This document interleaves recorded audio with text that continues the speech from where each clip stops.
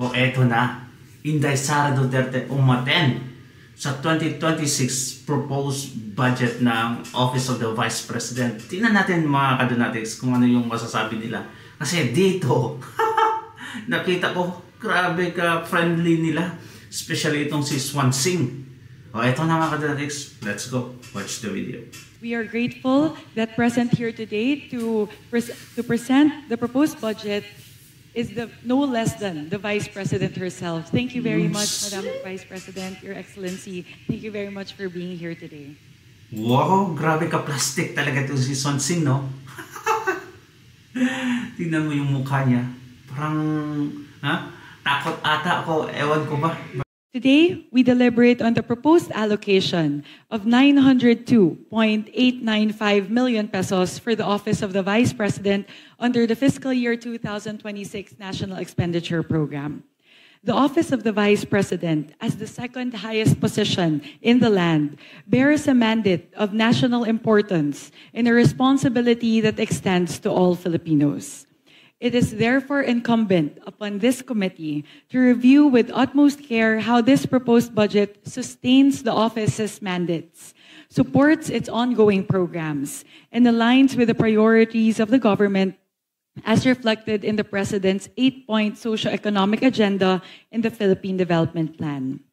In this spirit, we shall proceed with the deliberations, but before I yield the floor to Her Excellency Vice President Sara Zimmerman Duterte, I would first like to recognize the Vice Chairperson of the Committee on Appropriations who will be sponsoring the budget of the Office of the Vice President, the Honorable Vice Chairperson Jose Pepito Alvarez. Thank you, Chair. Good morning, ma'am.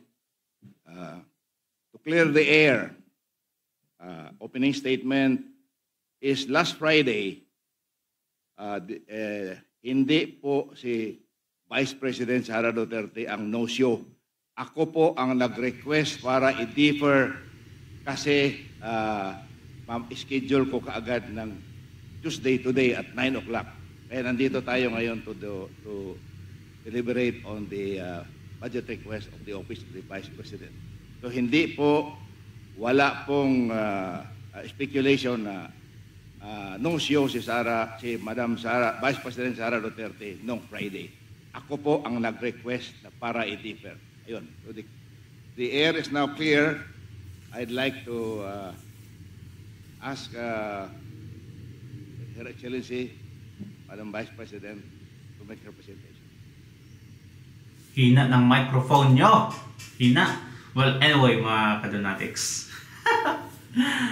Mukhang takot yung ibang congressman dito, no? Parang ang friendly yung dating.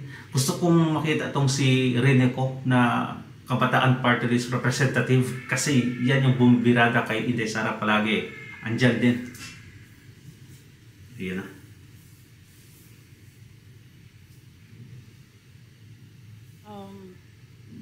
Honorable Congresswoman Swansing, I do not have an opening remark Hina ng mic, hina. to the presentation prepared by the Office of the Vice President.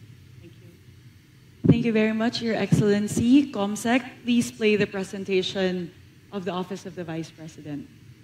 Ang di ko lang talaga mapagtanto mga kadonatics is ang 27 billion pesos na budget ng Office of the President. Grabe!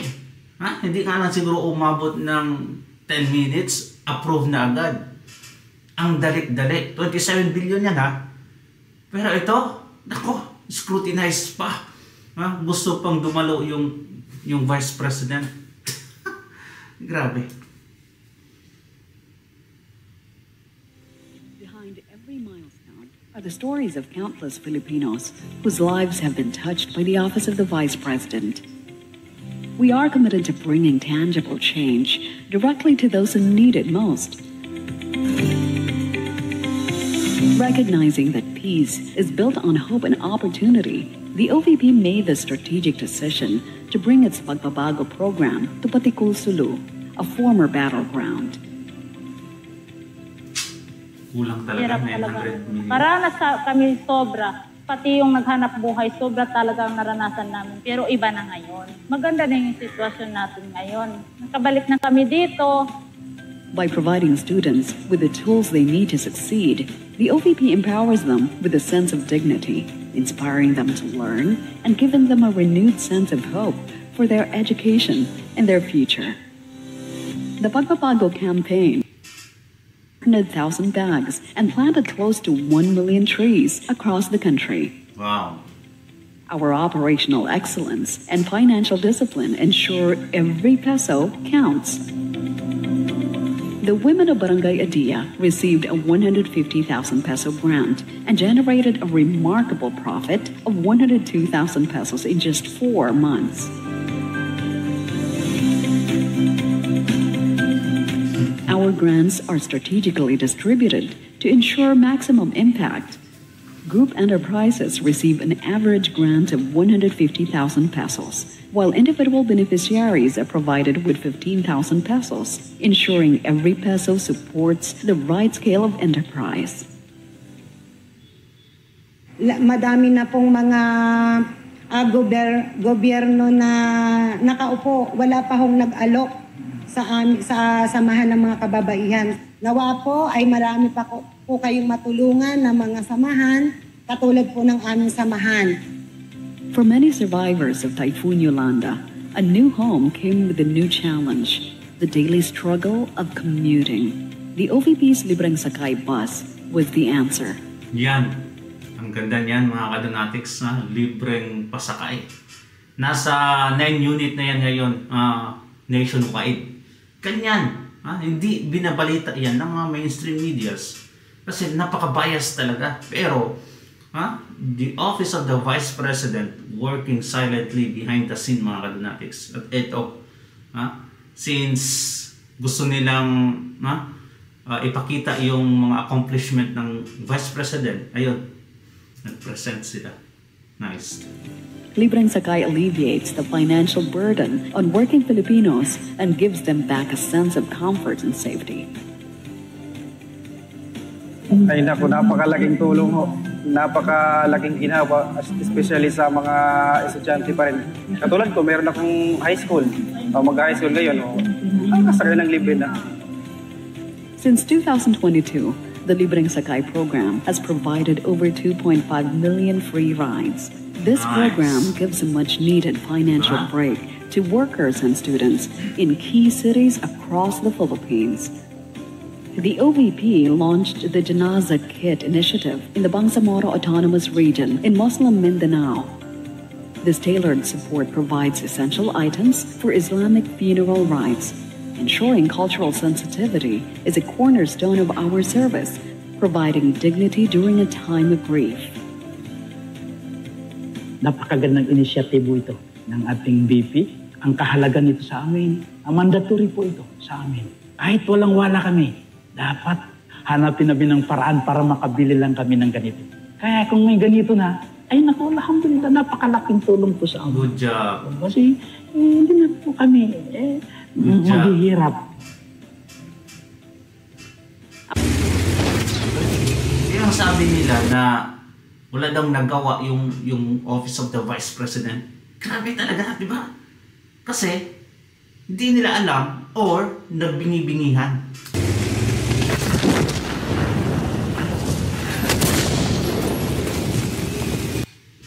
In their time of need,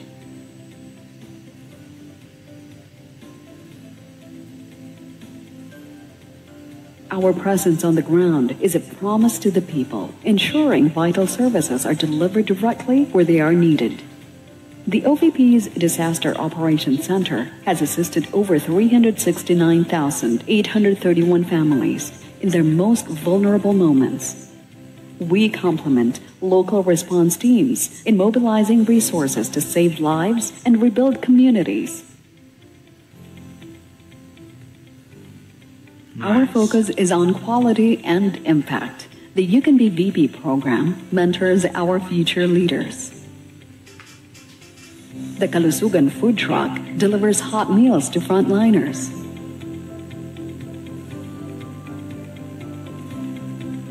Ayan o, And our RISE program provides food security to families in crisis.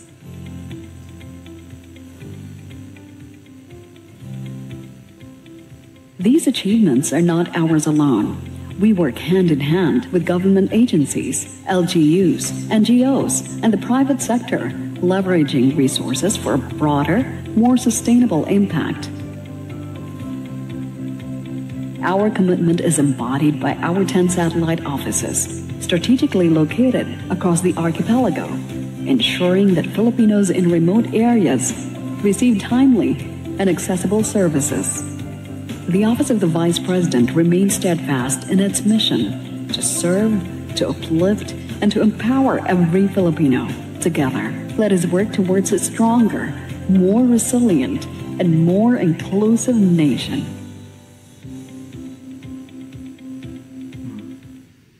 Nice, di ba? Ang ganda. Ang ganda talaga. Detalyadong-detalyado. Bakit? Ha? Kasi itong mga kumag na itong mga kawatan na congressman na to, gustong malaman kahit sentabo kung saan napunta yung budget. Kaya ayun, detalyadong-detalyado. Ngayon, 900 million pesos for Office of the Vice President is not enough. Grabe. And the fact na nationwide yung covered mo, what? Tapos ito, grabe kung maka-scrutinize sila. Thoroughly talaga. No? While ang 27 billion pesos ng President, nako, wala man lang hearing sa House of Representatives if I'm not mistaken. Kasi sa Senado nangyari yung hearing eh. Ang dali lang talaga.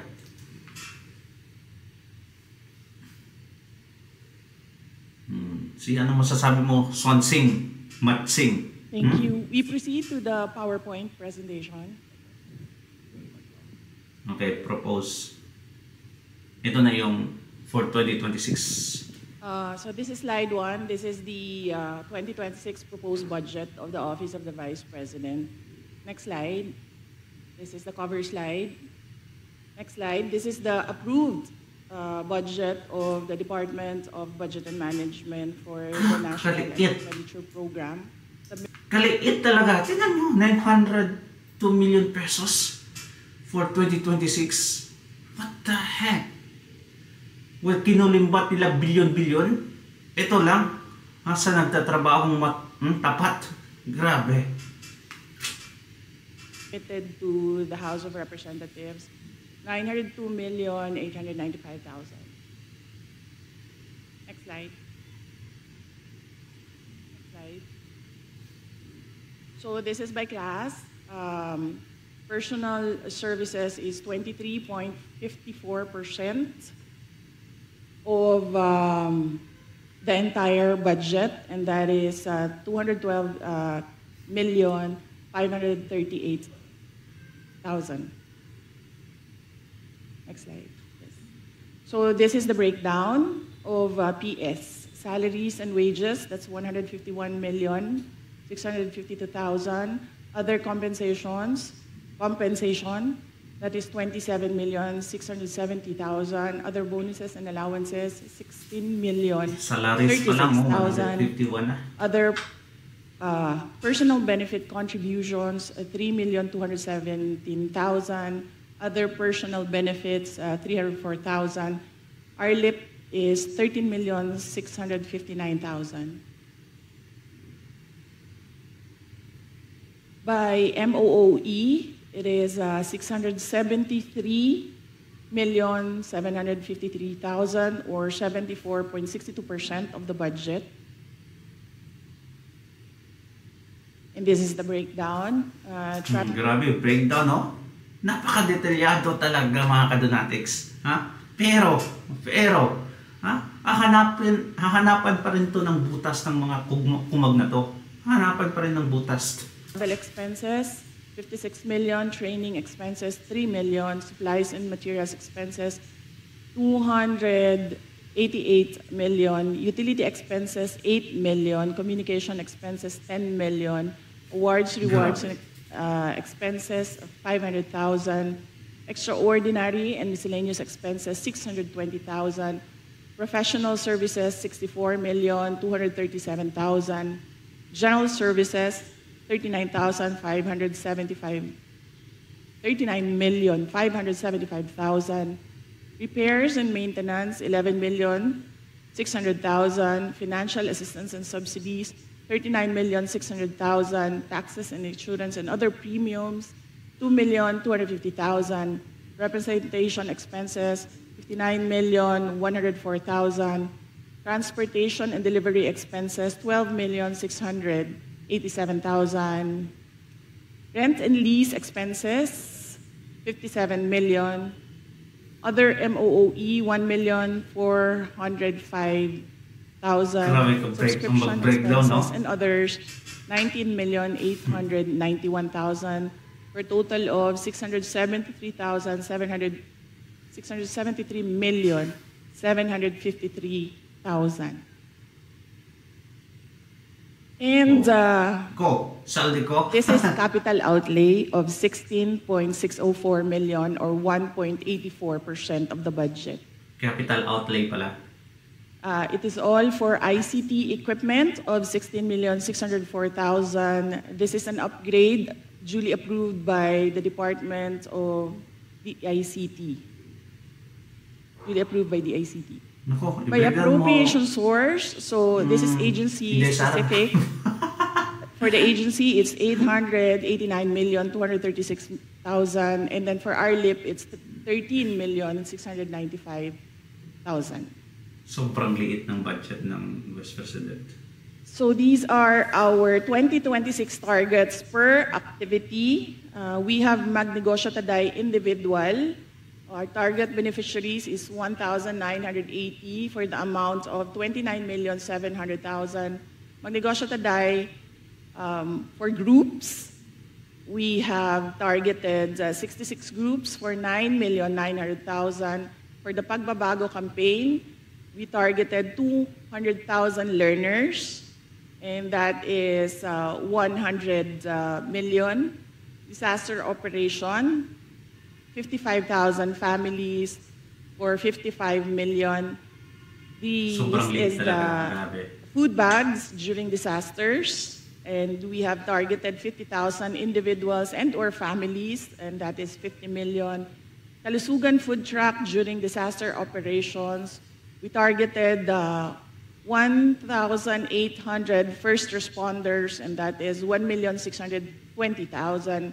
Libreng sakay, we target 1,200,000 commuters in the amount of 16,363,000. And then the You Can Be VP program, we targeted 2 learners, and that is for the amount of 1 million.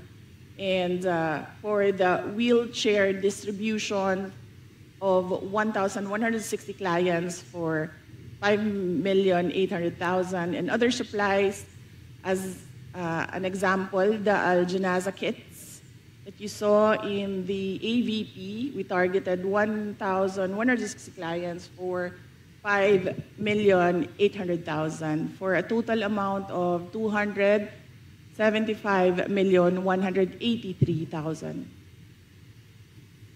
All right. So this is the comparative annual budget and the proposed 2026 budget by allotment class. So from the year 20... Ewan ko ba kung dumaan ng ganito si Vice President Leni Robredo, mga kadonatics, during kay Tatay Digong? Kasi may breakdown sa kanyang approval, budget approval. Sa 2016 ata, 2016, 3 minutes lang approve na agad. Tapos sa 2017 ata 10 minutes lang. Grabe talaga. Hindi na umabot sa mga ganitong mga, ay nako, iba talaga si Tatay Digong. Dito, tingnan nyo, ang nag-imbestiga, mga buaya din. Diba? Ganyan sila kalupit. Gustong malaman nila kung saan mapupunta yung pera, habang itong nagnanakaw ng bilyon-bilyon. Well, mga kadonatics, What do you think? Comment down below. Nasa palpal sila sa breakdown ni Inday Sara Duterte. Grabe ka detalyado mga kadonatics para walang question. But of course, they will always find a way to question the budget. Kasi yan naman talaga yung role nila. Wala na. Hindi nagsiservisyo sa bayan, kundi lumukin ang mga Duterte. Kaya, well, nakakainis talaga. Promise na sakit ang ulo. Thank you so much mga kadonatics, and please subscribe and like this video. Share na din kung pwede. God bless you. Ingat palagi mga kadonatics. Bye-bye.